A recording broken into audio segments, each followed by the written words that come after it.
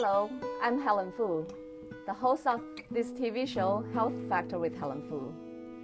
I'm also a certified nutritionist, Chinese herbalist, and a specialist in diet, nutrition, weight loss, diabetes, and cancer.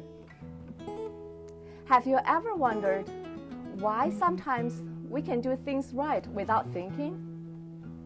Why sometimes we don't listen to that inner voice in our head and then we end up making some mistakes or end up with some lessons to be learned? We all have this divine inner guidance in us. If you learn to listen to it, your life will be much easier and happier. Today, I'm very excited and honored to have a special guest on our show. He's a great musician, composer, painter, songwriter, and published author. He has 55 CDs, sold over 1 million CDs worldwide, had many concerts, played in touring bands, and he's a great friend of mine. He is known as the Flute Man. David Young. Welcome to the show, David. Thank you. Nice to be here. So tell us a little bit about your experience. I know a lot of people know you as the Flute Man who can play 2 flutes at the same time. This is true. That takes special talent. Practice. And a lot of people didn't know, actually, you play beautiful guitar. Oh, thank you. Well, I started out playing the recorder in 3rd grade, but in high school it was much cooler to play guitar, so I started to play guitar, and I actually played in a heavy metal band that played around New England quite a bit. It was called QT Hush. It was a tribute to AC/DC, and so I dressed up like Angus Young for 2 years and traveled all around the country, but our base was here in New England, and so we were a very popular band out here until I did that for 2 years. That was enough. Then I moved to California, ran out of money just like everybody else who goes to California to become famous. And so because I was out of money, I was desperate. I was down to my last $100, and I had the idea to play my flutes at Venice Beach because I really didn't know what else to do. And so I started to play these at Venice Beach, and I met a woman who played the harp at Venice Beach, and we made a tape called Celestial Winds with my last $100. And we sold 10,000 copies of that tape at Venice Beach over the following 2 years. And actually, that is one of my favorite CDs. I have a copy, and I was actually listening to it this morning driving to the studio.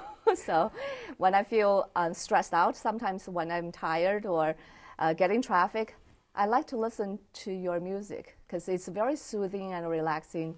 And I would say it's probably one of the most popular and widely used music in like meditation, yoga, and healing.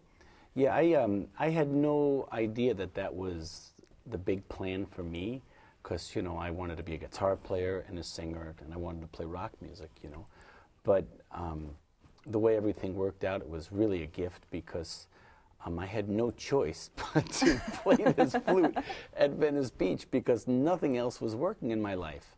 And so this gave me a whole career. I've sold, you know, over 1 million CDs with this flute music, and I've been selling music into the spa industry, the Reiki industry, all the healing arts. There's so many hospitals that use my music all around the world because it's relaxing, and, you know, when people relax and they let go, you know, it's easier for life spirit to work through us and heal us, you know. It's when we're uptight, which is natural sometimes for us to be uptight in difficult situations in life for sure, but music has a way of relaxing us and soothing our souls, so this way we can allow healing to come in, you know. Absolutely. I think that's so much needed nowadays in our stressed out world. A lot of people have stress, and a lot of my clients actually came to me with stress and with anxiety and depression. And so I think your music would really bring a lot of healing and relaxation to them. Well, when I was playing at Venice Beach, people used to buy our music to relax or for a romantic evening or anything that was spiritual. And one of the things that I found early on in Venice Beach was that whenever a massage therapist or a Reiki practitioner or anybody involved in any sort of healing would come to listen to our music and then want to buy something, I mean, they bought everything we had. And so, you know, the goal of playing on the beach all day in the sun without an umbrella in the blistering heat in the summertime was to sell as many tapes as you could. And so, because, you know, that's how I was making a living at that time, you know. And so, noticing that my best customers were the massage therapists and the healing arts people, it gave me the idea of exhibiting at these shows for massage therapists and healing arts. And so for 7 years, I was the only musician at the massage and the spa conventions in North America. The only one. So there would be like between 30 and 50,000 beautiful women at these shows. I was the only guy playing music. You stand out. Yes, I did stand out. And so I had you know, starting in the early 90s, I had a very strong following of people who would come back to these shows every year. And the question was not like, which CD should I buy? I mean, they wanted to buy every CD that I had. And so when they would come back the next year, they wouldn't even have to listen to anything because they loved the CDs that they bought the previous year so much. The question would be, well, just give me everything that I don't have from last year. And so each customer would buy 5 or 10 CDs, and by doing that, that really helped me sell 1 million CDs because, you know. And it's interesting you talked about the shows, because the first time I met you, probably about 15 years ago, I actually met you at a show. But you look the same. Thank you. You look the same too. So we listened to your music and you were playing, and so with 2 flutes, and so we were just like, wow, this is so beautiful. And so we bought a bunch of your CDs, and so I've been listening to your CDs for a long time. And then it was interesting, I met you again at one of the natural health show a few weeks ago, and so we reconnected. And I had a hard time to pick out, you know, which CD should I buy, you know, I want to buy every one of them. Well, I've recorded 55 different CDs, and I brought about 20 CDs here today just so you could have a, you know, we could show have and some tell. Show and tell, you know. I didn't bring the Celestial Winds CD, but the one that came after Celestial Winds was this one over here. This is called Deep Spirit, and this has mainly flute with guitar. And then the next CD I did after that one was this one here that's called Renaissance. This was nominated for a Grammy. This is flute with orchestra, and it was inspired by my trip to Italy. I actually went to Italy on a vacation with my ex, and while I was there, I got so inspired from all the incredible everything that they had in Italy, because everything's incredible. So I wrote basically this whole album, except for 1 or 2 songs, while I was on vacation, you know. And that's part of the reason why she's my ex now. Sorry. We'll talk about that in another show. Yeah. You have a lot of stories, I understand. And then after that one, I did this one here. It's called Midnight Serenade. This is flute with guitar. And then this one is flute with keyboards. I did with a great keyboard player named Richard Schulman. This one is called Mystical Journey. And then after that one, I made this CD here called Solace, and Solace was also nominated for a Grammy. I have one of those, yeah. Thank you. I love it. This was such an interesting story because a lot of times I would be so busy traveling throughout the year that I would forget that I would have a big trade show coming up. Like the Las Vegas Spa Show is the biggest spa show in the country. And I had to have a new album for that trade show every year because everybody would buy everything else the previous year. They expect to get new albums. Okay. Exactly. And so it was 3 weeks before the show, and because I'd been so busy traveling all over the place before that, I realized, oh my God, I got to make a new CD, you know? And so I didn't have a song, I didn't have a chord, I didn't have a clue what I was going to make on this CD. And I basically just got to work, and it was like an artist if you have a blank canvas and you don't have an idea, a color, anything, you know. And so as I was making this CD, you have like temporary titles for songs, you know, because these songs didn't have words, so, you know, you just try to think of something to call it, you know. And so I had temporary titles for all these songs, you know. And those titles changed 2 or 3 times because as the song evolved, it started to sound like something different, you know. And one of the songs was called Skulls, and, you know, you can't really have a spiritual New Age album that people are going to meditate to with a song called Skulls. It doesn't really, it's not the right imagery, you know what I mean? That's right. And so by the time I had settled on all the names of these songs, I changed the order, and then I realized that all of the songs, they all made a sentence. And I'll turn this around if you want. You can get a close-up on it, right? And the titles of the song make this sentence. The ancient dialogues are calling all souls on a sojourn to the Zen master who brings transformation, divine transformation of heaven and earth. Oh, Wait a minute. The Zen master who brings solace and divine transformation of heaven and earth. And it's ascendance, like, so I spelt it ascendance, like something going up, but ascendance could also be a sentence. Okay. And so I realized that there was this like divine thing happening through this that I wasn't aware of.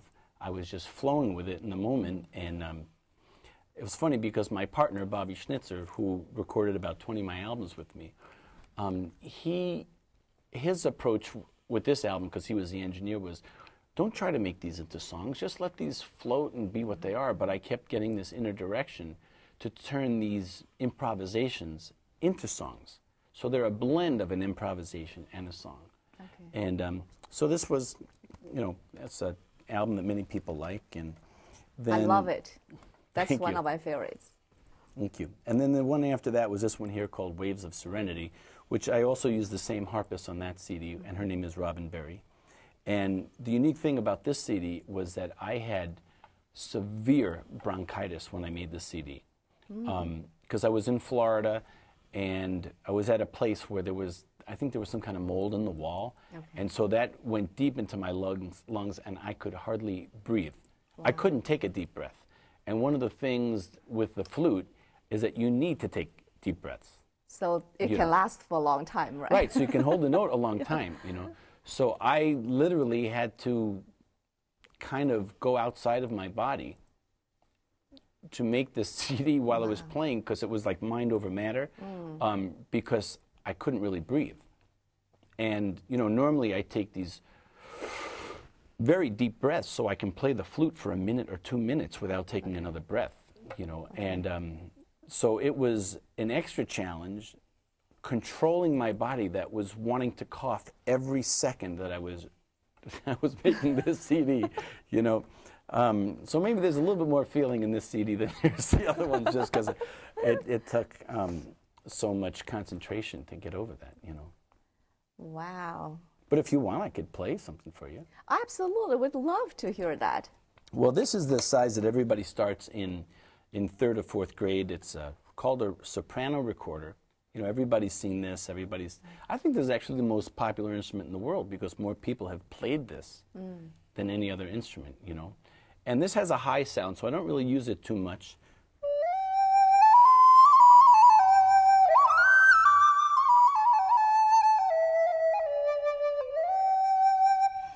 And whenever I perform, I always have some reverb and echo and delay, so it sounds very ethereal. It sounds like I'm playing in the Grand Canyon or in a big church. And then the next size down is called the alto, and you can see it's a little bit deeper. And if I play the same notes on this,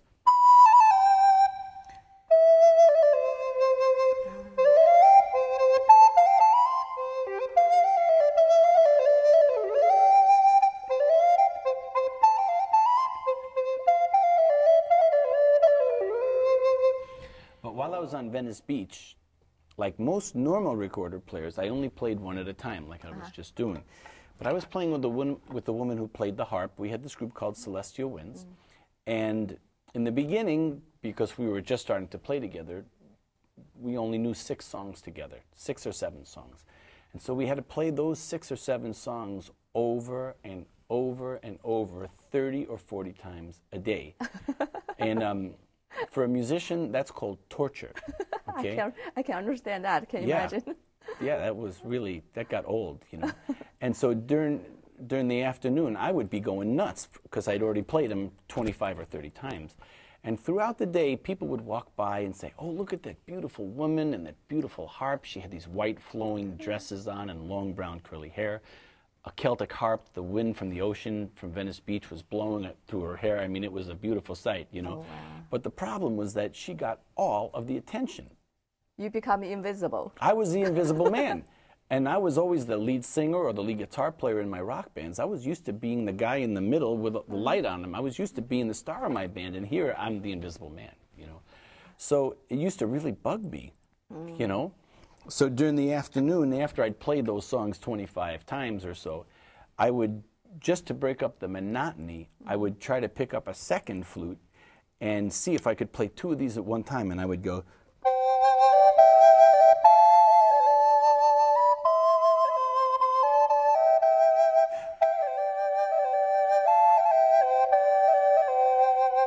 And every time I did that, whoever was walking by would say, oh, look, that guy's playing 2 flutes at one time. And then she was invisible. And honest to God... You got a spotlight. That's how I got the spotlight, and it worked, you know, and it was a beautiful sound. And, you know, there were only 2 of us playing, so it really embellished our sound because it gave me harmony with myself. And so that became my thing. And, you know, during that time... we played at Venice Beach every weekend for 2 years, from 1990 to 1992. Okay. And on the second weekend that we were there, Lisa got me this white puffy shirt. It's like a sailor shirt or a Renaissance shirt, you know. And she got it at the place where all. Is that the shirt? No, it's a different one. It's a different shirt. Yeah.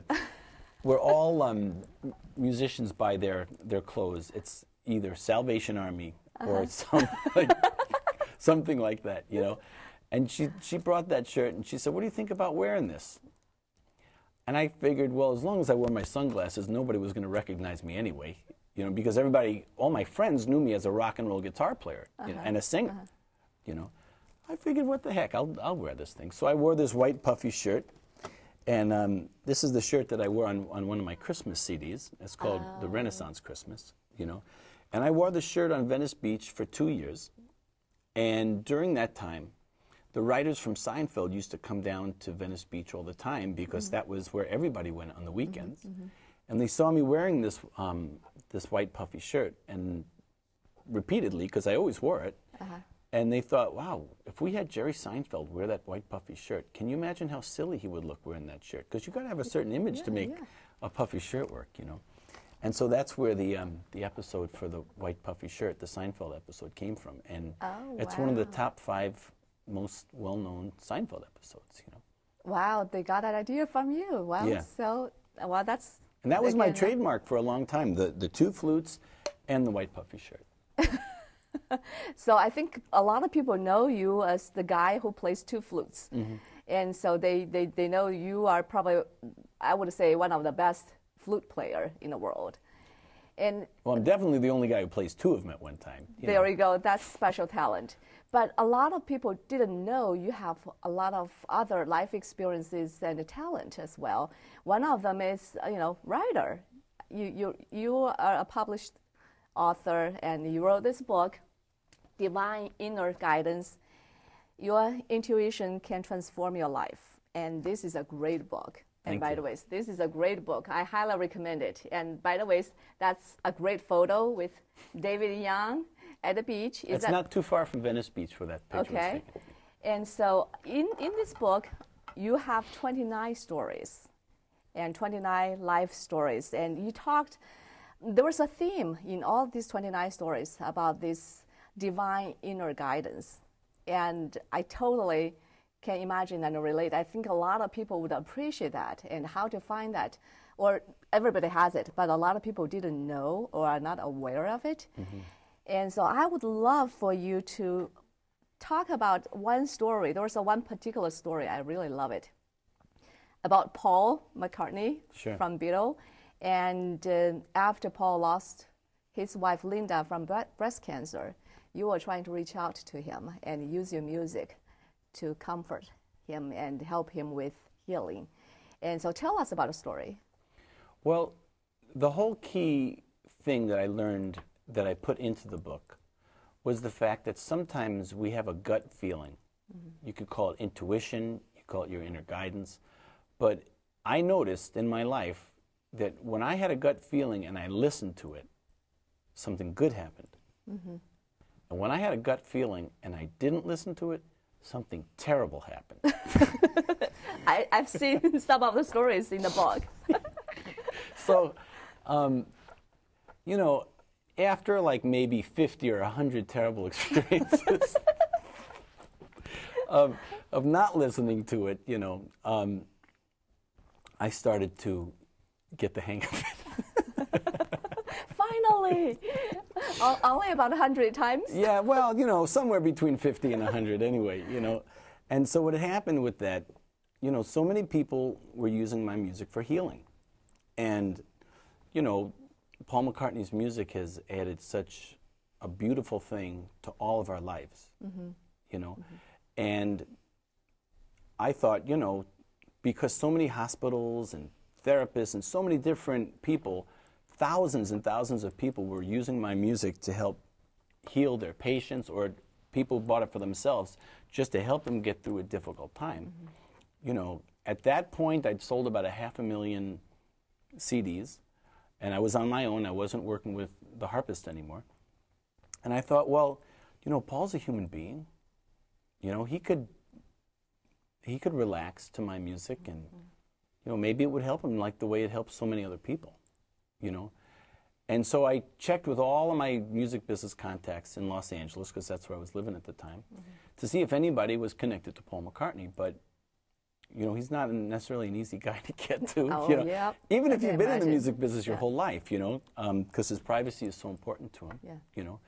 And so none of my contacts had any connections to Paul. So I did this meditation, and in my meditation I surrendered it, and I said, God, you know, if my music is supposed to get to Paul, then it's in your hands, and may the blessings be, you know.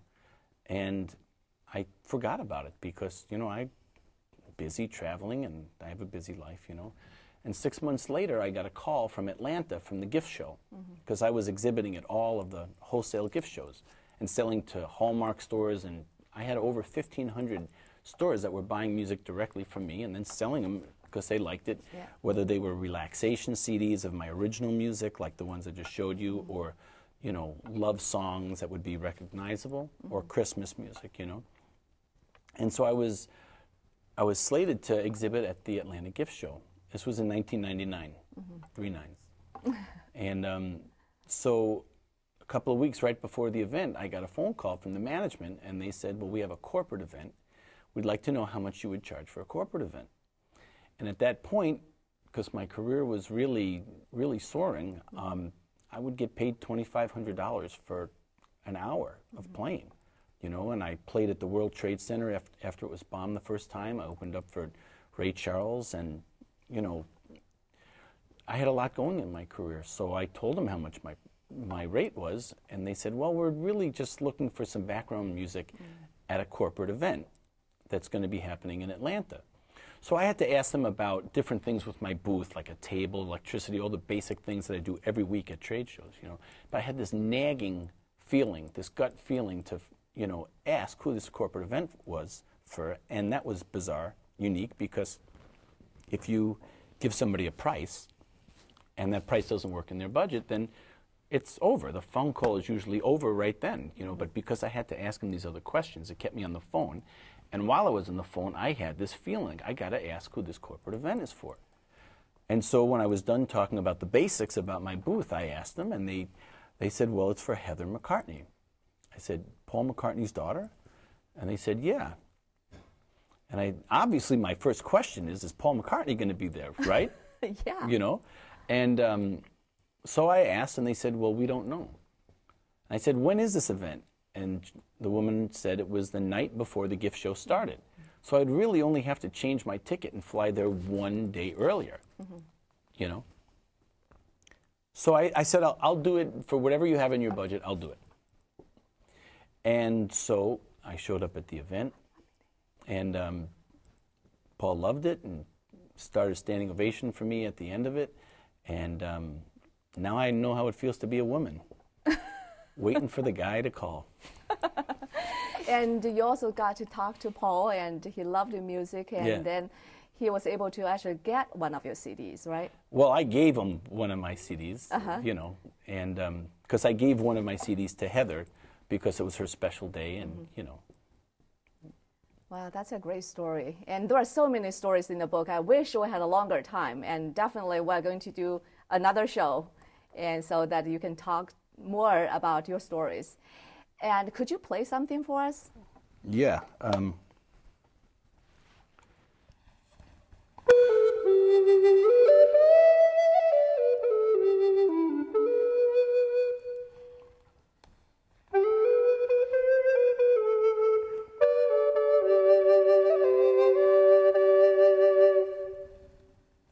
Wow. So keep on playing. Unfortunately, we are going to be out of time. Just keep on playing until the end.